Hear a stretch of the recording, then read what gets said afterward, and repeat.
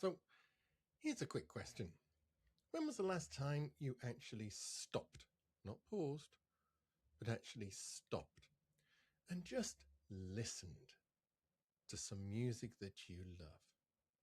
Not some background music whilst you were cooking, not something you pop on in the car that you tune out after the first song, not some playlist that Spotify took you away to somewhere you didn't really ask to go. I mean, actually listened to something that really means something to you. Not as something in the background, but as the main event. Now, for a lot of people, the honest answer will be a long, long time ago. Life is loud, and deliberately adding more noise feels kind of counterintuitive, even when the noise in question is something you'd describe as, well, one of your favorite things. Welcome, or welcome back, to the new 5 a day. I'm Nick Walters, and this is the second episode under Pillar 4, Me Time. And today, we're making the case for music, with actual science behind it. We'll be making the case that pressing play might be one of the most useful things you can do for your stress levels, for your sleep, and for your overall sense of calm. Not a cure-all, not magic, but genuinely, measurably, reproducibly useful. All right, let's get into it. So, why does music work? And what's actually happening inside you? Now, the short version is this. When you hear music that your brain likes, that your brain finds pleasurable, familiar, or emotionally resonant, it responds. And not just in a, "ooh, that's nice" kind of way, but in a measurable, physiological way. Your brain releases dopamine.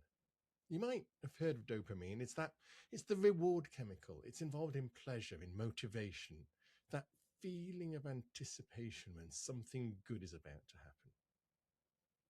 Music that you love triggers this system. That's why a song that maybe you haven't heard in years can instantly shift your mood. Sometimes before you've even consciously recognized or remembered exactly what's playing. Now, at the same time, something else is happening in the nervous system. Now remember, you have two modes, roughly speaking. One is the fight or flight mode, alert, reactive. Your heart rate goes up, your stress hormones are elevated. The other is the rest and recovery mode. You're calmer with a lower heart rate. Your body's doing its repair and maintenance work. Now, relaxing music, particularly slow music, familiar music, music you personally like, it activates that second mode. In scientific terms, it increases what's called parasympathetic activity. In practical terms, your breathing slows, your heart rate drops, your blood pressure eases. Now, this is not just a feeling. Researchers can measure it. Multiple large reviews of the evidence have confirmed these effects across a wide range of studies and settings. The body genuinely responds to music, not as a side effect of enjoying it, but as a direct physiological consequence.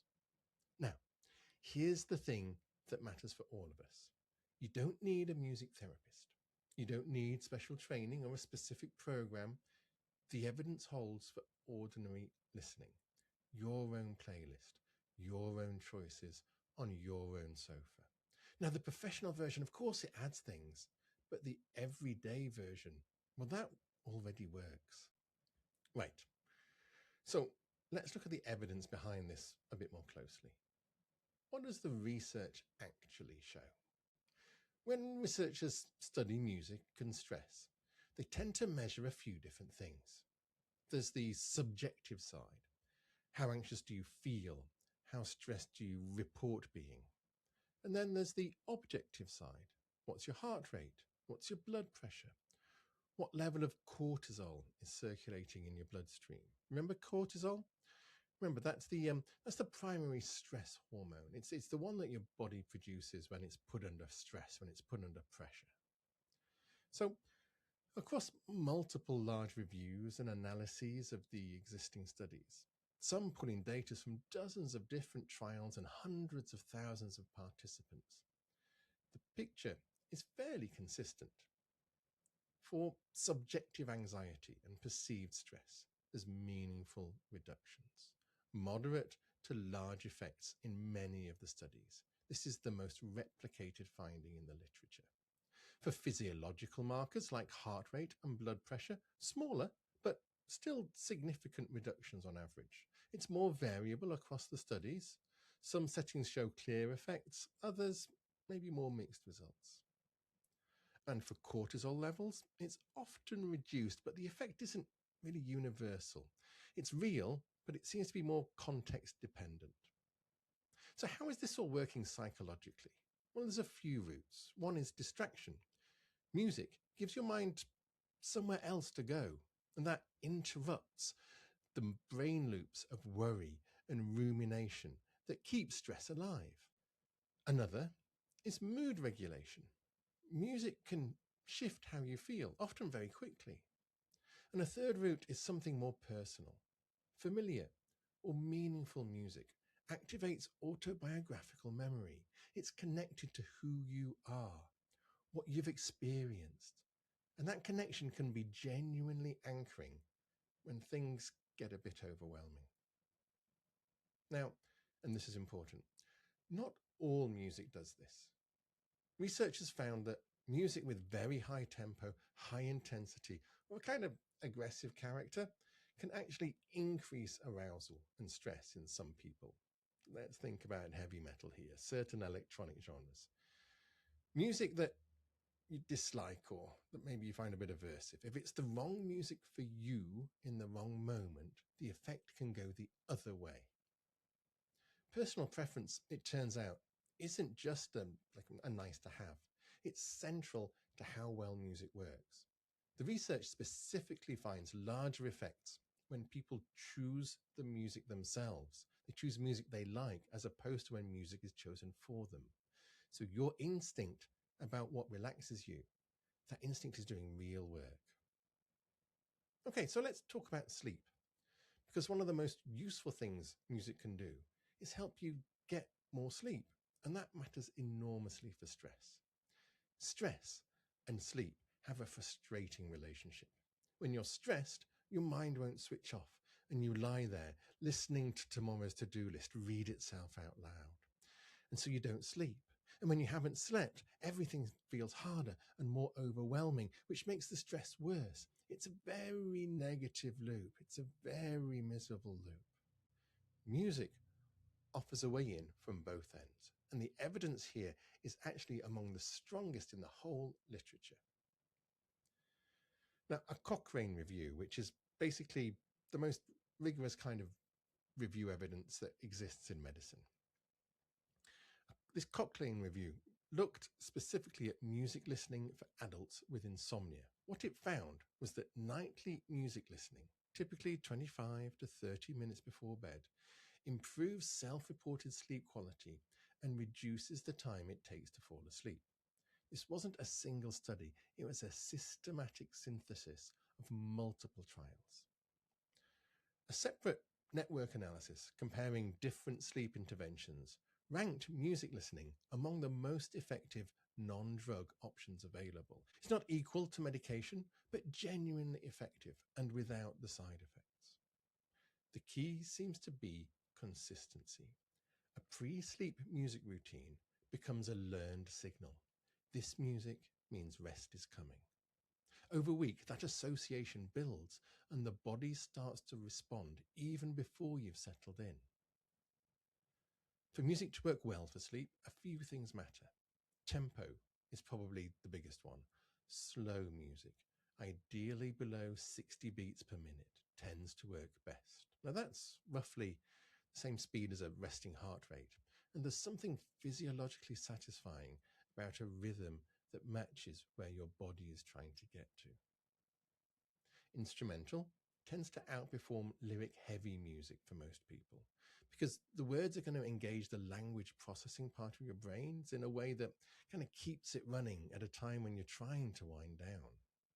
So ambient, classical, lo-fi, even soft jazz are all reasonable starting points. The genre matters less than the overall feel of calm, unhurried, familiar, safe. There's something I want to address directly here because I think it matters. Most of us listen to music constantly. It's on in the background of almost everything we do.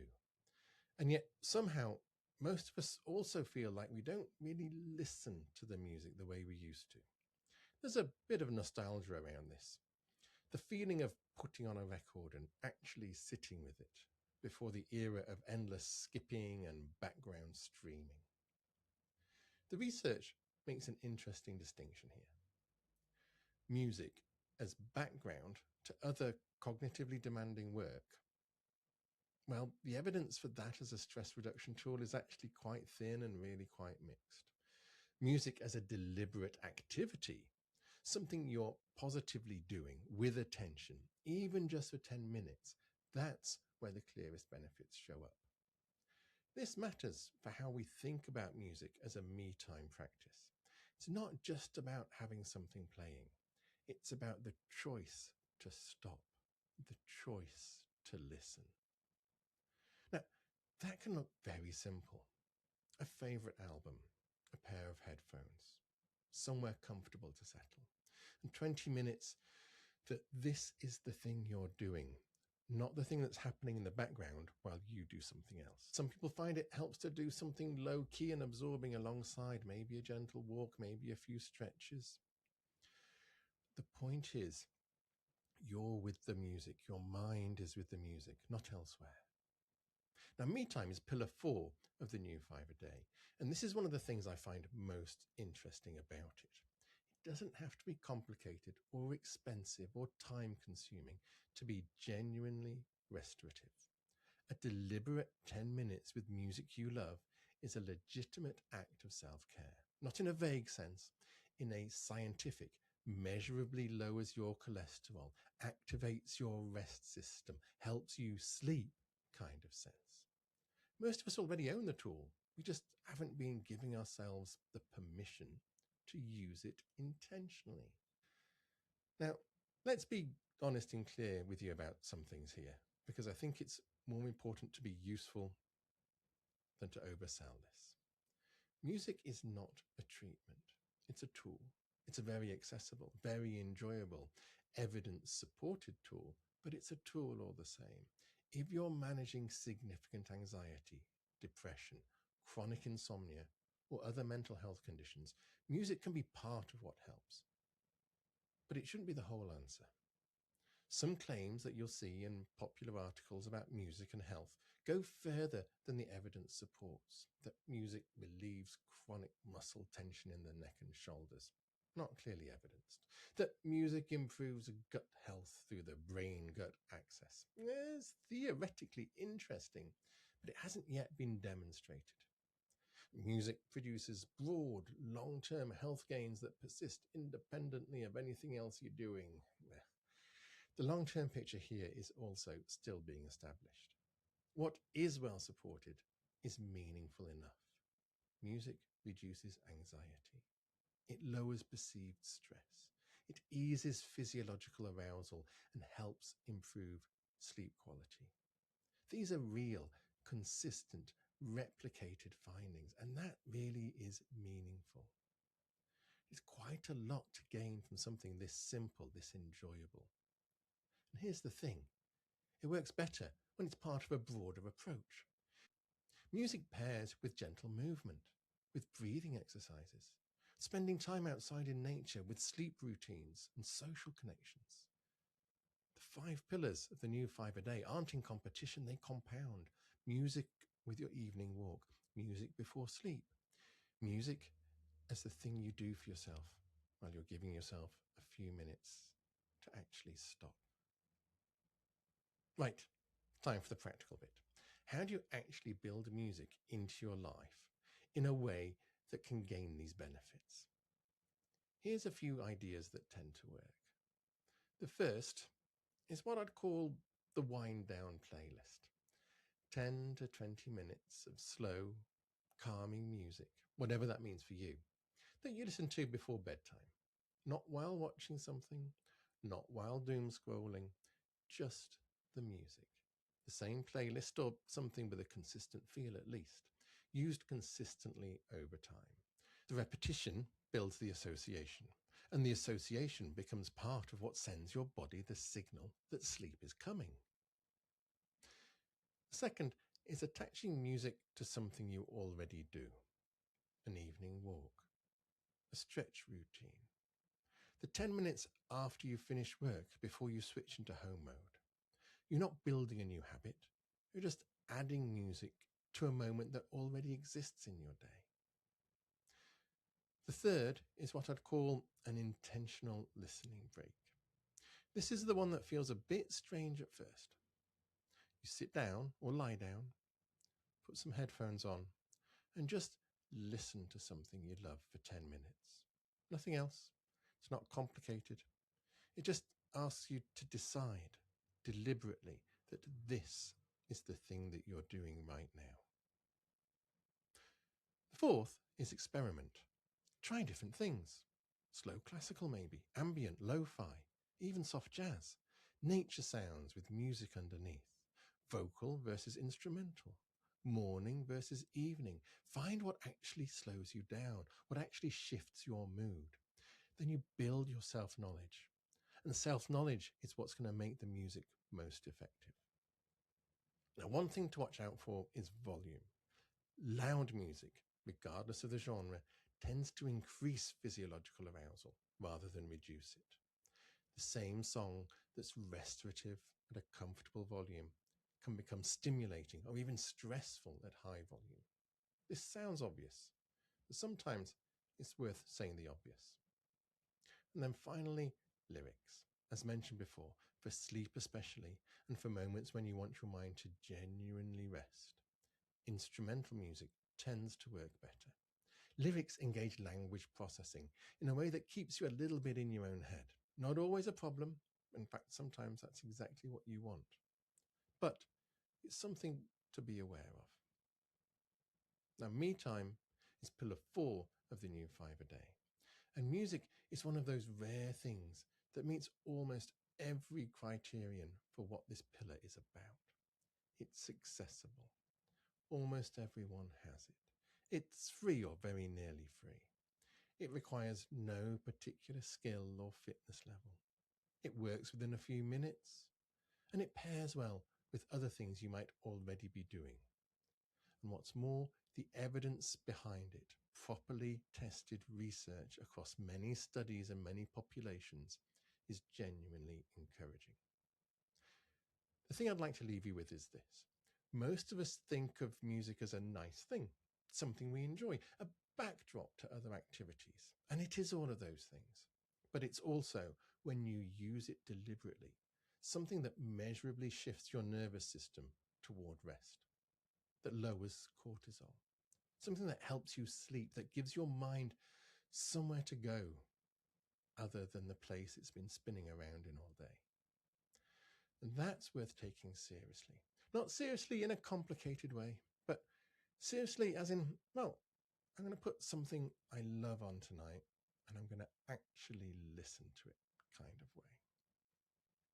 Now, there's a companion deep dive post with the full evidence-based meta-analyses, the mechanisms, and what the research does and doesn't support at www.new5aday.com.